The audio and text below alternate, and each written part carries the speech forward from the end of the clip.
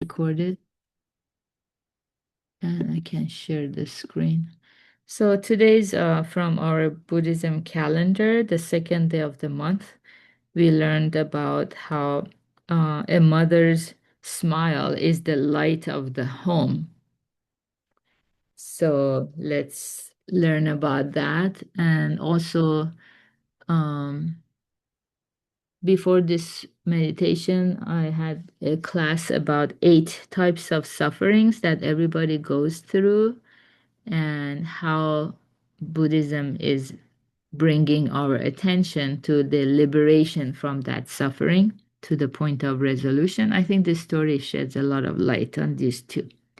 So let me read it once. The poppy seed and a mother's search. During Shakyamuni's Buddha's time on earth, there was a beautiful woman who married and gave birth to a perfect baby boy. She was a devoted mother, but one day her child sickened and died. In a paroxysm of grief, she clasped the tiny body to her breast and went around the village where she lived, asking if anyone could bring her son back to life. All who saw her were moved to tears. Finally, not knowing what else to do, they directed her to the place where Shakyamuni lived.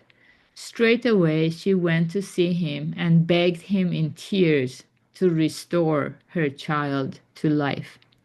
The Buddha responded gently, I understand how you feel. If you want your beloved child to return to life, you must do as I say. Go to town and bring me a poppy seed from a house where no one has yet died. As soon as you do that, I will bring him to life. Overjoyed, the woman hurried to town, but wherever she went, she was turned away. My father died last year, said one person. I lost my husband this year, said another. My child died just the other day, said someone else. Every house had poppy seeds, but no house was free of death. Still, the grieving mother wouldn't give up, but kept running around frantically in search of a house where no one had ever died. Finally, it grew dark. Exhausted, she dragged herself back to Shakyamuni. Couldn't you get a poppy seed? He asked. No, for death had come to every house I visited. I finally understood that my child too is dead. That's right. Everyone dies. That fact is clear, yet people can't see it. Yes, said the woman, I was blind. If you hadn't made me go through this, I would never have understood.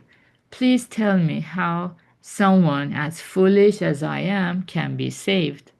She listened intently to the Buddha's words from then on.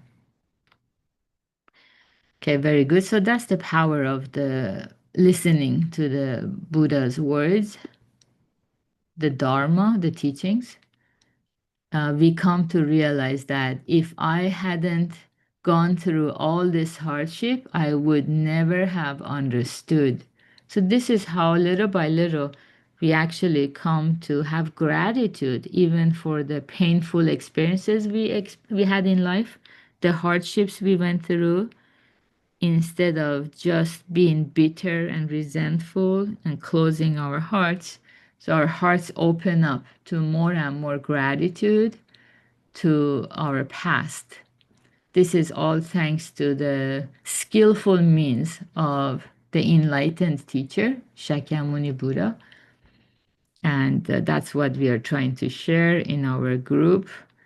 And yeah, today's saying too, a mother's smile is the light of the home.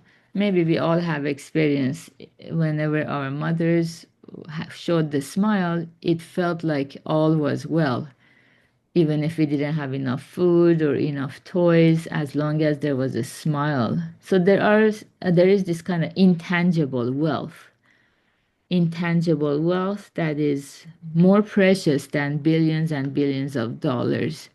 And I think people who understand that they are very fortunate. So good job, everyone, for being here practicing together. We will have advanced group session at 6 p.m. and have a wonderful Thursday. Oh, also we will have our Pure Land class at 4 p.m. Okay, take care. Bye. Thank you, Beta. Thank you guys. Take care.